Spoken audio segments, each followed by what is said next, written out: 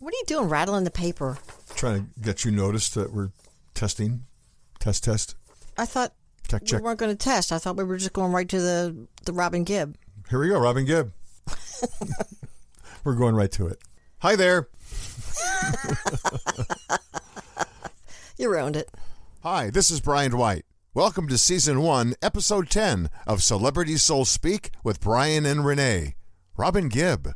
My wife, Rene, is a medium, and I've been a radio personality for over 50 years. The other side established communication with us because they wish to stay in touch with this dimension. They know I truly love and respect music and the artists that perform it, and Rene is a huge music fan as well. We started this podcast and have been interviewing celebrities that have passed over. We're giving them a platform, and they have a lot to say, and we're in contact and passing along their thoughts. The brothers Gibb formed the Bee Gees in 1958. The band was composed of Robin Gibb, his twin brother Morris, and Barry, the oldest brother, and lead vocals. The Bee Gees were popular music performers in the late 60s, early 70s era. In the mid-70s, disco hit and propelled the brothers into disco stardom when they performed on the soundtrack of Saturday Night Fever. We spoke with Robin, who passed over in 2012.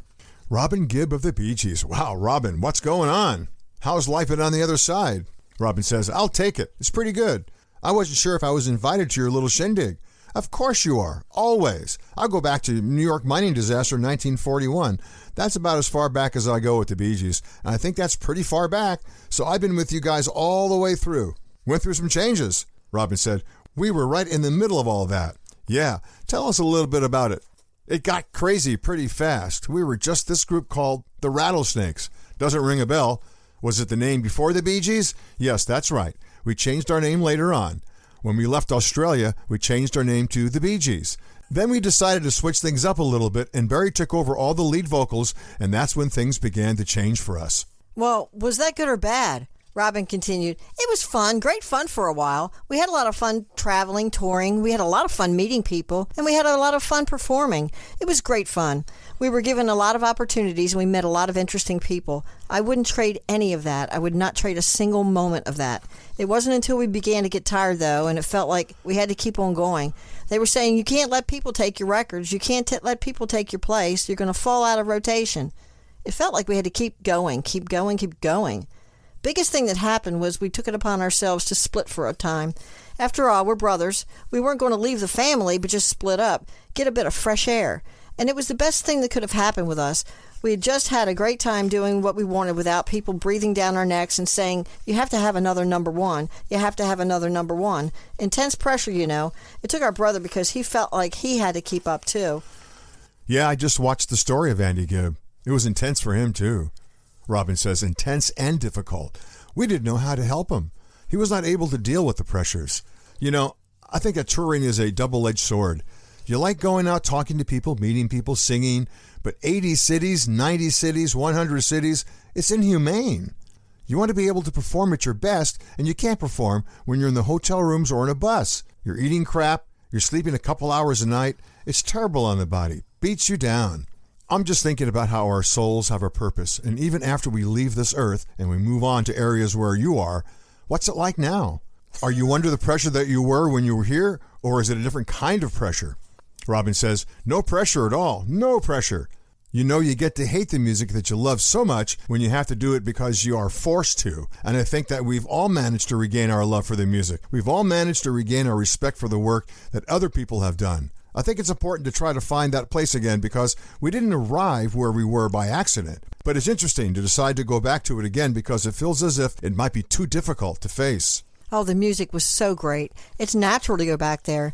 In the beginning, it was all passion-driven, and you're on your way, and you want to get there, and then after you've performed Staying Alive for the 1,000th time, I'm not sure how special the song may feel to you anymore, or any song for that matter. Robin says, I find myself wanting to just work with other musicians. I find myself listening to other musicians, and I think there's a complex melody that they're building there, or I'm thinking to myself I might arrange that a bit differently. I also respect that other people have their own likes and dislikes if they have their patterns. And I think, too, that sometimes the music is just as much a reflection of the time that it comes from as the artistry of the person performing it. Don't you find it so? Yes. Don't you think that the biggest thing that you can do is put the music in the context of the time in which it was performed? I totally agree with that. Every era of music has its own special sound to it, based on the culture of the world or time, perhaps.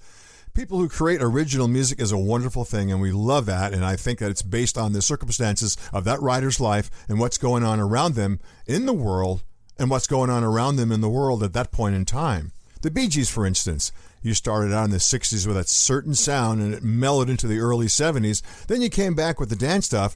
Then you took it to the stratosphere with Saturday Night Fever. Perfect for the time. Robin says, Saturday Night Fever was when everything just exploded for us. And you weren't new at the time.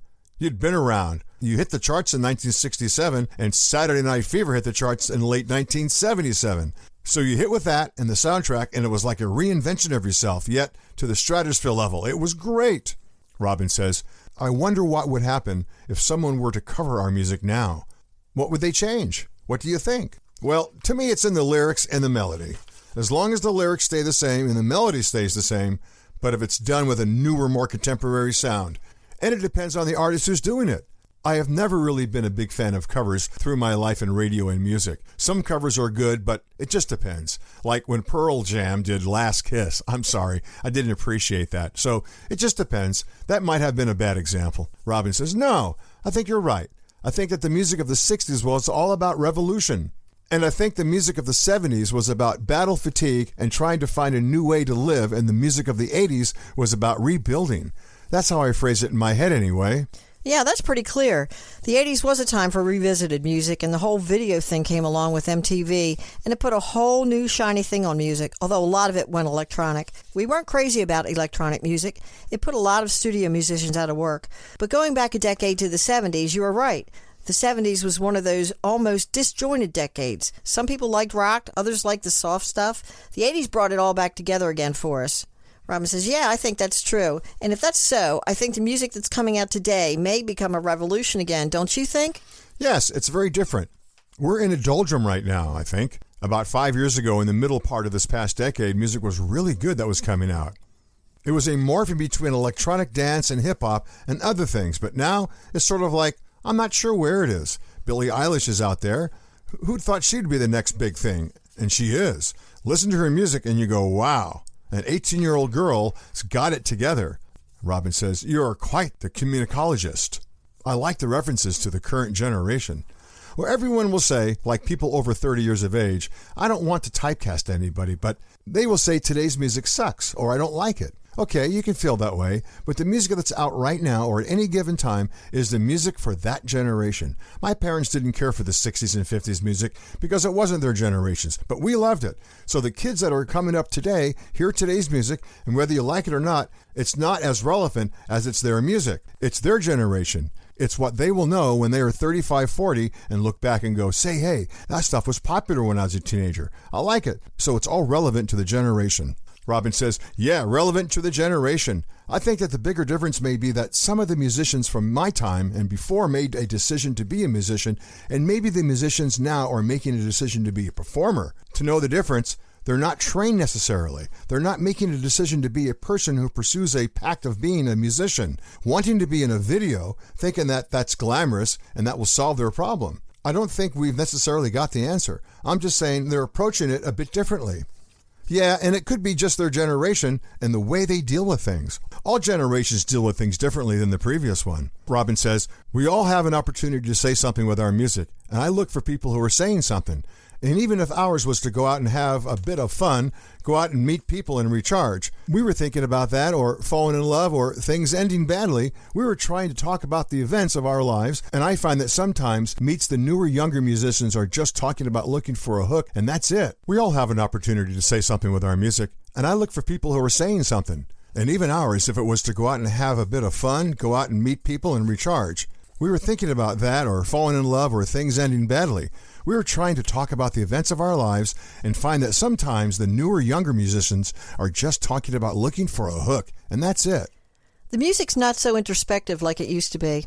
Robin says, yes, that's exactly what I'm saying. I don't mean to put anyone down because there are good musicians out there, just that maybe that's not what they are putting out right now. Yeah, and I was thinking about musicians. Define a musician. Is it someone who works on a keyboard all day? Is he or she a musician? Perhaps so, but they're not the same kind of musician. Define a musician as someone who plays the guitar and drums. Now they can duplicate all that on keyboard, and it's just a whole different world now.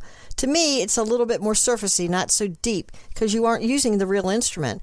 Now, they're still performers, a lot of the electronic dance musicians. They perform on the keyboards. I just called them musicians.